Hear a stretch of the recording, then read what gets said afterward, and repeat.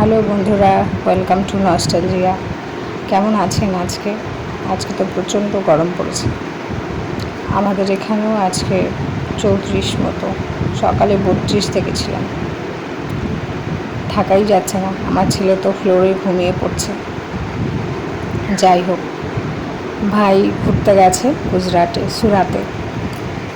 তো সেখানে জগদীশচন্দ্র বোস মিউনিসিপ্যাল অ্যাকোয়ারিয়ামে ঘুরতে গেছে।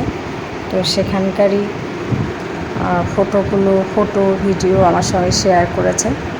তো এত সুন্দর অ্যাকোয়ারিয়ামটা, যেটা আপনাদের সঙ্গে না শেয়ার করলেই নয়, তাই শেয়ার করলাম।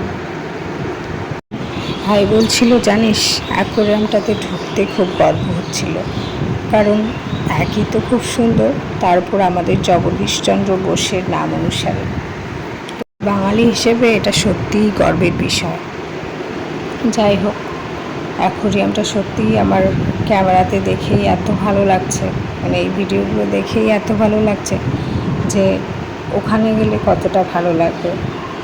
আমি এমনিতেই এইসব জিনিস একটু বেশি ভালোবাসি, মানে প্রকৃতিটাকে বেশি ভালোবাসি, একটু বেশি ওভার থিঙ্কার। তো যারা নাকি ওভার থিঙ্ক করে তাদের মানে এইসব জিনিস বেশি ভালো লাগে, শুনেছি, জানি না কতটা সত্যি, আমার তো ভালো লাগে।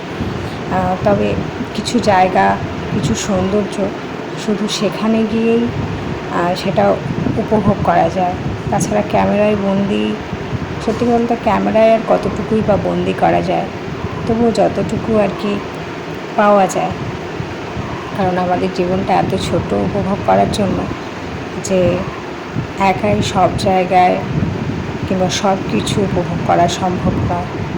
তাই যতটা যার কাছ থেকে যেরকমভাবে একটু বেশি উপভোগ করা যায় ততটাই আমাদের জন্য ভালো, কারণ জীবনটা সত্যিই ছোট। ভাবুন তো, আমাদের পশ্চিমবঙ্গটা খুব কম লোক আছে যে পশ্চিমবঙ্গের সবগুলো প্লেসই ঘুরেছে। চাণক্য একটা কথা বলেছেন যে এক জীবনেতে সব কিছু একাই শেখা যায় না, তাই যতটা পারবেন অন্যের কাছ থেকে, সে বড় হোক ছোট হোক, সবার কাছ থেকে শিখবেন, তাহলে একটু বেশি শিখতে পারবেন। তো সৌন্দর্য উপভোগ করাটাও যেন ঠিক সেরকমই। আমি তো সব প্লেসে ঘুরতে যেতে পারি না, তো যদি কেউ যায় তার কাছ থেকে যতটা পারা যায় সৌন্দর্য উপভোগ করা যায়। এখন তো সোশ্যাল মিডিয়ার যুগ, সবাই ইউটিউবেও অনেক কিছু দেখতে পারে, কিন্তু চোখে দেখা আর এইভাবে ক্যামেরায় দেখা, এটা সত্যিই ভীষণভাবে আলাদা।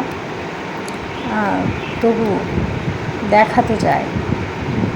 যাই হোক, আপনারা দেখতে থাকুন, এনজয় করুন।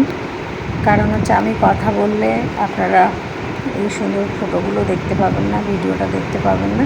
আমি তো বলবো মিউট করে দেখুন, কারণ সত্যিই সুন্দর অ্যাকোয়ারিয়ামটা। অনেকে হয়তো গেছেন।